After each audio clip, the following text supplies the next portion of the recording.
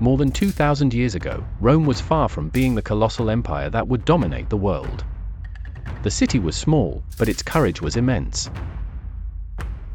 And it all started with a group of ordinary men, farmers, who did not know that they were about to create an army that would never be forgotten in history. Imagine, for a moment, that you are in their shoes, a simple afternoon of work on the farm, and suddenly, the city is in danger. You hear the shouts in the distance, see the fire signals, and realize that you need to grab a sword. You are not a soldier, you are a farmer, but at that moment, your country needs you. These first Roman soldiers were not trained heroes. They were afraid like everyone else, but instead of running away, they decided to fight. They had little choice, either defend Rome or see their city destroyed. And it was this fear and the will to protect what they loved that transformed the Roman army. The force that, over the centuries, would invade distant lands, destroying everything in its path. How did they do it? What transformed these ordinary farmers into warriors feared throughout the world? Let's find out how, with courage and unity, these men began to create an unbeatable army. Before we start exploring the next topic, make sure you're subscribed to the channel, because what follows is a series of incredible videos that will help you better understand the history of Rome and how it can inspire your personal journey. Don't miss any content. The founding of Rome, the incredible story of Romulus and Remus. See how this story full of adventure, gods, wild animals, and brothers who changed the world. This is how Rome began, one of the greatest civilizations in history. It all started with Romulus and Remus, two twin brothers with a great destiny. They were no ordinary children, they were the sons of the god Mars, the powerful god of war, and Rhea Silvia, a princess who was forced to become a priestess and could not have children. When the twins were born, the local king, who feared that they would take his throne, ordered them to be thrown into the Tiber River. Pretty cruel, huh? But the story took an incredible turn. Instead of dying, the babies were carried away by the water until they were found by a she-wolf. And not just any she-wolf. This she-wolf took care of them as if they were her own cubs, feeding and protecting them until a shepherd found them and decided to raise them as his own sons. Romulus and Remus grew up strong and courageous, full of dreams and a desire to conquer the world. One day, they decided that they would build a city to be the most powerful of all. But the two had different ideas about where this city should be. That's when they started to fight. This fight ended tragically. Romulus ended up killing Remus and named the new city Rome, in his own honor. The city was founded in 753 BC, according to Roman tradition. Rome was small in the beginning, but Romulus wanted it to be big and full of people. To do this, he came up with a plan. He invited people from other villages and even runaway slaves to live there. This made Rome grow quickly and become the birthplace of one of the greatest empires the world has ever seen. This story is full of courage, determination, and even a bit of drama. It's incredible to think that it all started with two brothers who were raised by a she-wolf on the banks of a river. Imagine living in a time when, in addition to planting and harvesting your own food, you had to be ready to fight at any moment. This was the daily life of the first Roman soldiers, known as peasant soldiers. These men were the pillars of Rome in its early years, defending their lands while tending to the crops that fed their families and the city. They were not professional warriors, but free citizens who led a simple life. However, when danger arose, they would put down their farming tools, pick up their weapons, and form an army. In those days, each soldier was responsible for his own armor and weapons. Typically, they were made of wood and iron, nothing too fancy or sophisticated. But these simple tools, combined with courage and determination, were enough to protect Rome. These soldiers fought because they knew that victory meant keeping their lands and families safe. If they lost, their crops would be destroyed, their homes looted, and the community could disappear. It was a fight for survival, both in the field and on the battlefield. The lives of these peasant soldiers were so synchronized with the seasons that even their battles followed the rhythm of agriculture. They went to war after the sowing and returned before the harvest, because without food, there was no way to sustain Rome. This meant that military campaigns were short and close to home, since no one could be away for long. The organization was also simple. Each citizen had a defined role, and the strategy was basic, inspired by the practices of neighboring peoples, such as the Etruscans. Even so, the strength and determination of these men helped Rome grow and overcome the challenges of its early years. These peasant soldiers were not just fighters, they symbolized the spirit of Rome, hard work, unity, and resilience. It was they who laid the foundation for what, centuries later, would become one of the largest armies in history. In the early days of the Roman army, combat strategies were quite simple, based on what other, more experienced peoples had already done. They closely observed the Etruscans, who lived north of Rome, and the Greeks, who were known for their organized formations and battlefield skills.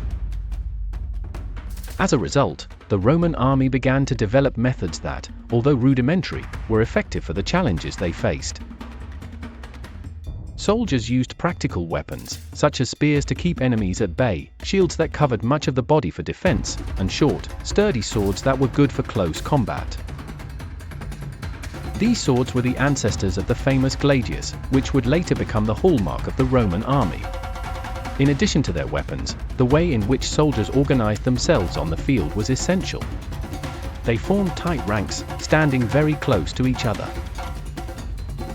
This simple organization had two purposes: to protect individual soldiers and to ensure that the group could attack and defend together. The idea was to face the enemy like a wall, making it difficult for them to break through the formation. Although these tactics were basic, they were very useful for small combats and skirmishes. Battles at this time were not long campaigns, but short, direct engagements, often fought close to home.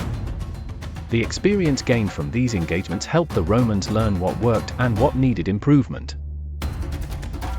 Over time, these tactics evolved into more sophisticated systems as Rome grew and faced more challenging enemies. The relationship between Roman soldiers and agriculture was so intrinsic that it completely shaped the way the army functioned in the early days of Rome's history.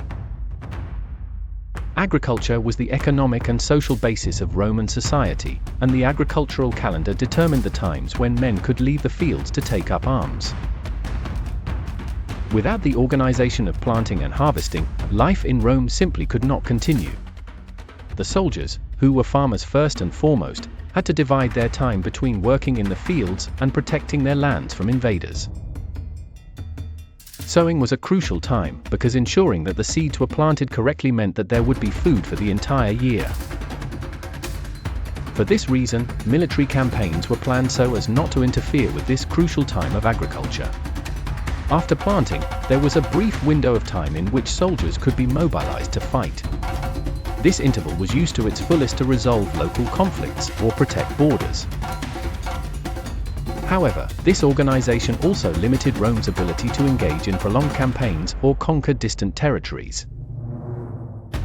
Agriculture could not be neglected, as it depended on the survival of all. The harvest was equally important during this period, as soldiers returned home to gather the grains, fruits, and other foods that had been grown. If the harvest was not harvested on time, everything that had been planted could be lost, and this would cause famine and problems for the community. Thus, even during times of war, agriculture always came first.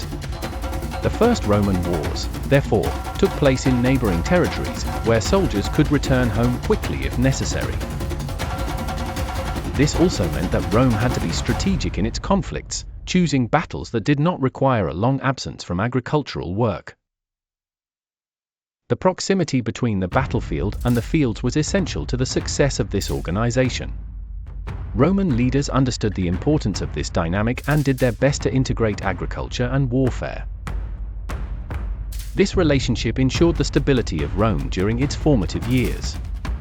The men who defended the city were the same ones who cultivated the fields, which created a strong sense of responsibility and belonging. As time went by, Rome began to expand its territory, and the peasant soldier system was transformed. The growth of the city brought new challenges, and the need for a more professional army became clear. However, for centuries, the basis of Roman military power was deeply rooted in connection with the land. This early model served as a foundation for later transformations. The idea that each citizen had a role to play in defending their land was one of the hallmarks of the Roman spirit. This collective mentality was essential to maintaining social cohesion and ensuring that Rome could grow sustainably. So, did you know how the Roman army emerged and became one of the most powerful forces in history? As Rome expanded, its population grew and its borders became ever wider.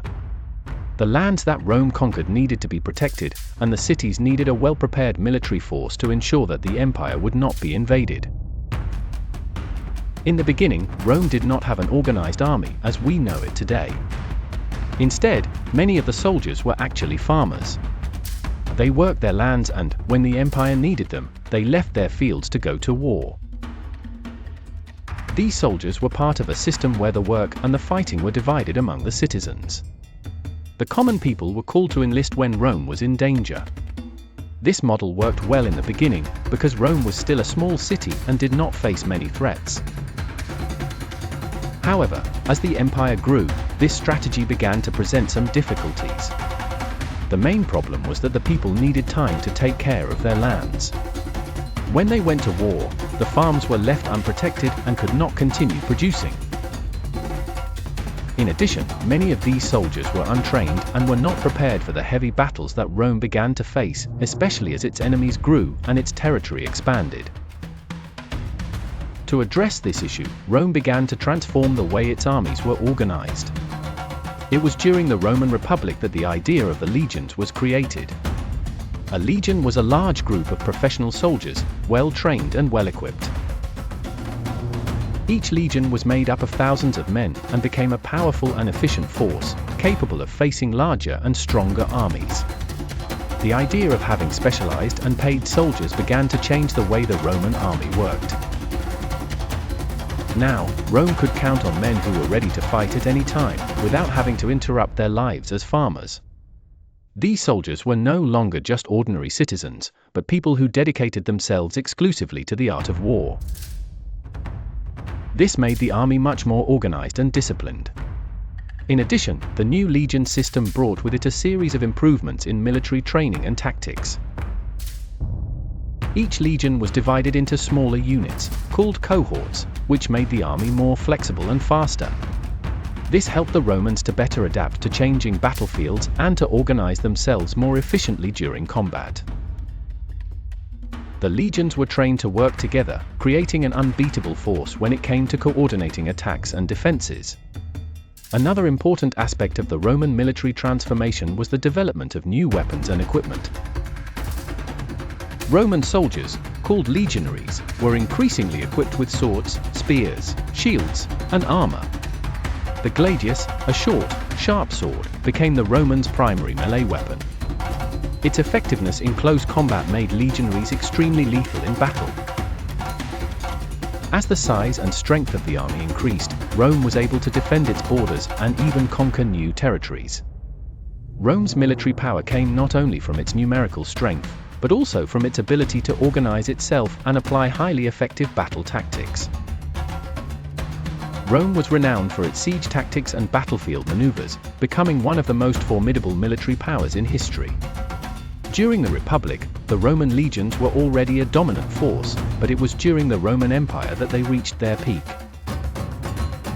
The Roman army became an even more efficient war machine, with legions spread throughout the empire, ensuring security and control over the vast lands it had conquered. Each legion had a commander, called a legate, and was structured in such a way that each soldier knew exactly what to do in each situation. The expansion of the Roman legions also meant that Rome could maintain peace within its borders, which was essential to the stability of the empire. The legions ensured that the conquered peoples respected Roman authority and maintained order. For the Romans, the peace they called the Pax Romana was only possible thanks to the power of the army and the ability of the legions to act quickly at any point in the empire. As time went on, Rome further refined its military structure. The Roman legion became such an effective military institution that many armies in other empires tried to imitate it, but they were never able to replicate the Roman success. The intensive training and ruthless discipline of the Roman soldiers were the secrets of their success. However, as the years passed and the Roman Empire changed, the legions also underwent changes. During the late Roman Empire, especially in the period of the Western Roman Empire, the legion system began to be challenged by new tactics and changes in the way armies were organized. Nevertheless, the legacy of the Roman legions endured, and the Roman model of military organization continued to influence armies for many centuries. Today, when we think of the Roman army, we think of one of the most powerful and disciplined armies that ever existed. The history of the Roman legions is one of the most fascinating parts of the Roman Empire, and it shows us how organization and strategy can transform a simple group of people into an unbeatable force. The Roman army was not just a collection of soldiers, but a true war machine, with a structure that allowed Rome to expand and rule a huge part of the known world. The Roman legions are undoubtedly one of the Roman Empire's greatest contributions to military history and continue to be studied by experts to this day. Therefore, the evolution of Rome's military role was crucial to its success. From the first farmer soldiers to the professional and well-trained legions, Rome was able to face stronger enemies and ensure its survival for centuries. The legacy of the Roman army is an example of how discipline, organization, and innovation can lead to great victories. Before we move on to the next topic, I noticed that you haven't liked this video yet. This is super important because it helps YouTube share our content with more people, and we can continue to bring you more information to help you. So, don't waste your time, leave your like here, it's free and makes all the difference. Thanks. In the early days of Rome, soldiers were not professionals like those of today. They were farmers, people who worked in the fields, tending their crops and raising animals. When Rome was in danger and needed help, these farmers would leave their lands and take up their weapons to fight in defense of the city. For them, protecting the homeland was an honor, and this spirit of duty was part of the code of virtue that all Romans believed was essential for life in society. These soldiers were part of a system where work and war were shared among everyone.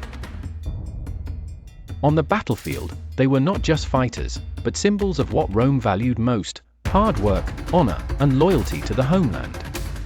This did not mean that war was easy, but rather that the Romans believed that fighting was a way to ensure the protection of what they loved most. This spirit of dedication to country and work shaped the character of the Roman army. As Rome began to grow, this way of life, of working the land and fighting for it, spread to every corner of the empire. Roman soldiers were known for their discipline and respect for authority, and these values were instilled from an early age. Every Roman, upon joining the army, knew that he was doing more than just a combat mission, he was representing everything that Rome believed was important. Over time, this model of farmer soldiers evolved as Rome expanded, but the ideas that these early soldiers represented did not change. Even as the Roman army became more professional and specialized, soldiers continued to be taught the importance of hard work, honesty, and honorable fighting. They were not just warriors, but symbols of a moral code that was reflected in the lives of all Romans. The Roman ideal of virtue, which combined hard work with devotion to the city, was one of the pillars that helped Rome become so powerful. This moral code was not limited to the army, but was an essential part of the lives of all Romans, from plebeians to patricians. It was part of the way of life in Rome, where duty to the city and family always came first. These early soldiers represented what Rome considered the ideal citizen. They were strong, disciplined, and always ready to defend what was most important to them. This idea that Roman virtue was something that everyone should follow helped create a close-knit society focused on the collective good. Even in the most difficult times, the Romans knew that their strength came from their commitment to others and to their country. As the Roman army became more structured, this military virtue spread throughout the empire. Even during the most distant military campaigns, soldiers carried with them the values that were taught in schools and in their families. These values of honor, hard work, and dedication to the country formed a solid foundation that allowed Rome to conquer distant lands. Dedication to duty and sacrifice became a defining characteristic of Roman soldiers. During the times of the Roman Republic, the army was made up primarily of citizens who were not paid as soldiers but served because they believed in their duty to protect Rome. This commitment to military service without receiving a fixed salary demonstrated the great sacrifices that Romans were willing to make for their country. This commitment also made Roman soldiers stand out on the battlefield. They were known for their ability to organize themselves and their strict discipline. Each soldier knew exactly what to do and when to do it, which made the Roman army an unbeatable military force. This structure and discipline were direct reflections of the cultural values that permeated Roman society. As Rome grew, virtue and dedication to work continued to be seen as the highest qualities of a good soldier. Even as the army became increasingly professional, the values that had emerged with the early farmer soldiers never disappeared. They remained an essential part of the Roman identity, and anyone who enlisted to serve in Rome knew that they were expected to follow these principles. Over time, Rome became one of the most influential civilizations in history, in large part because of this strong military culture. Roman soldiers were paragons of virtue, and their victories in battle were celebrated not only for their skill in combat, but for the way their moral values made them unbeatable. This connection between Roman culture and its army helped create an empire that lasted for centuries and left a profound mark on history. Roman virtue was not just about being strong and fearless, it was also about having a strong sense of justice and responsibility. These values were present both on the battlefield and in everyday life, influencing the way Romans viewed themselves and the world around them. As a result, Rome became an example of how a society can thrive when its citizens have a strong sense of duty and unity. Even after the end of the Roman Empire, Roman military culture continued to influence subsequent civilizations.